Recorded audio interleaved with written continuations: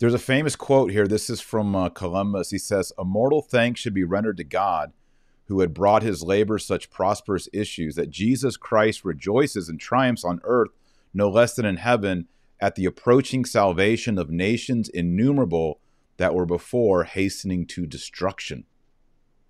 So, I mean, this shows that he's a man of faith. He loves Jesus Christ, Well, and he wants these people to know one of Jesus. the what people don't understand is that what Columbus was attempting to do was a response to the Muslim takeover of the Holy Land in the 1400s, which had just happened.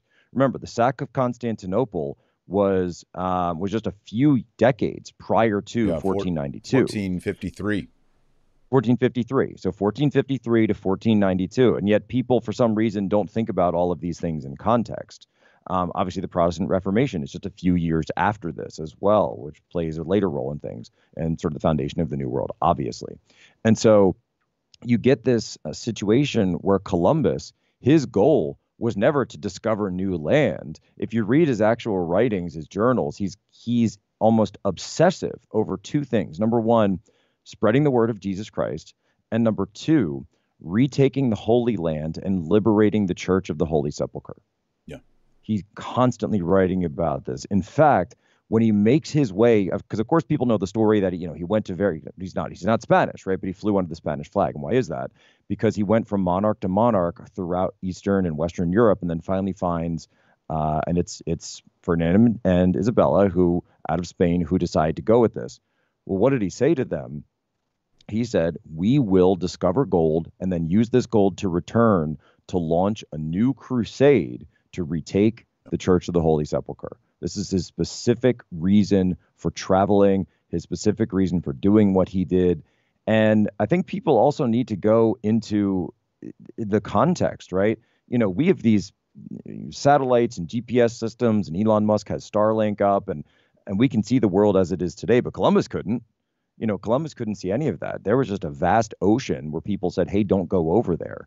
And, you'll hear this argument a lot lately that, well, what about Leif Erikson? That was 400 years before. And isn't he technically for sure? Leif Erikson, amazing, right? Amazing story.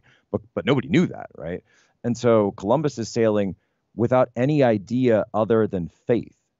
And there were some clues. There'd been some pottery and some artifacts that had washed up on the Canary Islands, some bodies here and there that explorers would come back with. That one of the phrases was they were neither European nor African nor Asian, and so they weren't sure what specifically this was, but they knew they had some indications there might be something further. There might be something out there.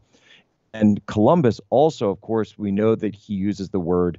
I'm going to say it, all right? I know we're going to be a lot of trouble on this one. He used the word Indian because he said that he was trying to discover the Indies. And the reason for the name of Cuba, for example, being called Cuba, he was looking for Kublai Khan because he wanted to form an alliance with the great Khan, again, with Christianity, because he knew Christianity was welcome at the time, right? This also ties, by the way, China into Columbus because he was attempting to meet with the ruler of China at the time, Kublai Khan, who, by the way, was Mongolian, the descendant of the Yuan. So this is the Yuan dynasty. So the descendants of Genghis Khan were controlling China at this time. Who had Christians in their court, didn't they? Had Christians in the court. Yeah, that's right. The Khans did. And Columbus knew this. Yep. Right. So Columbus knew this, and he thought that if he could, and obviously being Italian, the story of Marco Polo, etc., he thought he could sort of be a new Marco Polo, meet with the Khans, form an alliance to go from the East and the West back to the Middle East, and then retake the Holy Land. This was Columbus's grand design. Just turned out that there was another continent in the way. But when you talk about the man's motivations and the history behind this, by the way, he, to a great extent, even after discovering the first couple islands, still thought that he was in the Indies. He had no clue that it wasn't actually the one. He said, "Well, where's that empire that I was looking for?" It took considerable amount of time to find that out. But so for people to understand that he had these grand designs and he had this spirit of adventure, that spirit of exploration that's been so stripped from modern society. This idea that you could be an explorer. He autodidact, by the way, didn't serve in any of the navies of the time. Spent some time as a civilian sailor. That's about it. learned, sailed essentially by star charts, which is, by the way, something that our Navy doesn't do anymore because we're so reliant on GPS. But Yep. you go and look at what Russia's capable of now, what China's capable of here's now. something for you. Take it right down. My grandfather taught star navigation at the Naval Academy and at Harvard. If you've got any of your grandfather's work on this, then Annapolis might be interested, because they're starting to bring it back. Oh, because they've recognized that this is a major vulnerability for our modern Navy. That if GPS gets shut off, and you're basically blind out there. So we have to go back to learning some of these methods that have been completely lost to us. Because if they've talked about using laser devices to take out these satellites, or if they can just disrupt the connection, then your right. GPS is down, etc.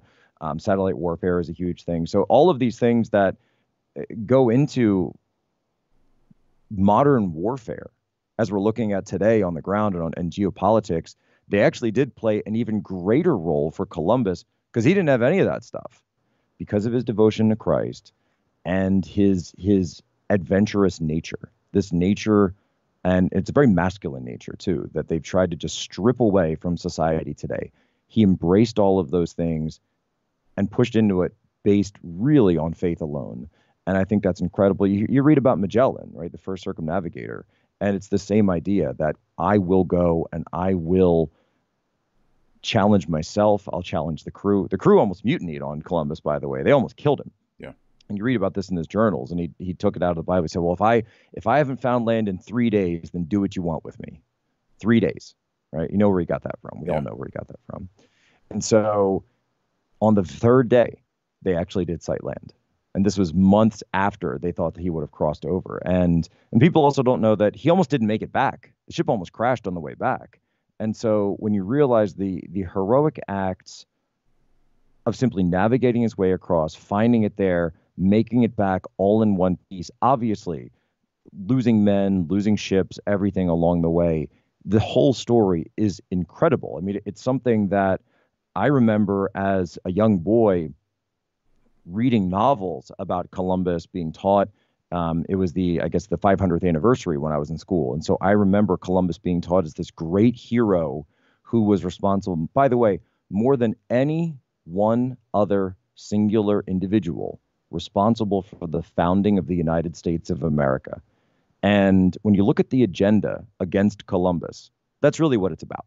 It's about stripping away his accomplishments, stripping away the foundation of the United States of America, getting us to believe that our country was founded in some evil, horrid, and sinful way, and then using that to usurp the power of the structures I talked about before, Roman law, Western civilization, our philosophy, to take away all of those things because he's just some dead white man, dead white oppressor, and take away all the accomplishments and all the things that we've done. They're trying to undermine our civilization. You see this with the takedown of statues. However, I will say, as a native of the Philadelphia area, we are very, very proud of the fact that in South Philadelphia, that is one of the few places in the entire country where a statue of Christopher Columbus still stands, even though it was targeted by all the same forces of 2020 that you saw, BLM, Antifa, etc.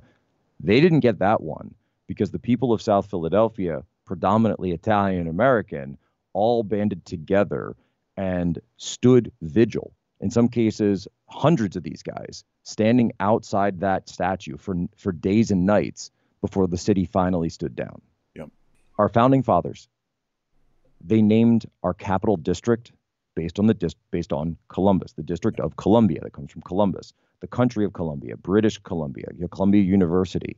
I recently found, by the way, I threw this up on Twitter the other day, and I saw people in my comments saying, well, no, that's not based on Columbus. That's based on this ancient goddess called Columbia. I said, that's not an ancient goddess. What are you talking about? Or we can talk about ancient gods and goddesses. That's another podcast. But Columbia was a personification of America that was created in the 18th century as a way to, kind of like Britannia was for Great Britain at the time. And it was simply just a personification of the country.